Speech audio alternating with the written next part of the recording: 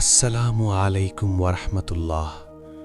হে আল্লাহ, আজ আমি বেশি কথা বলতে পারছি না। কথাগুলো গলায় এসে আটকে যাচ্ছে, শুধু চোখ ভিজে উঠছে।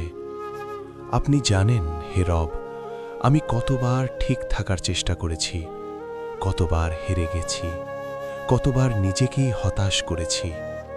হে আল্লাহ, আমার ভুলগুলো আমি গুণে শেষ করতে পারবো না, কিন্তু আপনার ক্ষমা গুণে শেষ করা যায় না। এই বিশ্বাস নিয়েই আমি আবার আপনার দরজায়। আমি নিখুঁত নই, আমি শক্তও নই, আমি শুধু আপনার রহমতের মুখাপেক্ষী একজন বান্দা।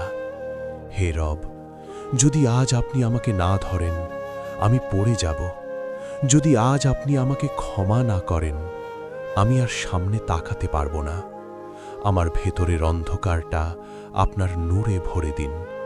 আমার গুনাহগুলোকে আপনার দয়ার সাগরে ডুবিয়ে দিন। হে আল্লাহ, মানুষের কাছে আমি চুপ, কিন্তু আপনার কাছে আমি পুরো ভেঙে পড়েছি। আমাকে ছেড়ে দেবেন না হে রব, আমাকে আপনার কাছেই রাখুন, ক্ষমা করে, বদলে দিয়ে, ভালোবেসে। আমিন।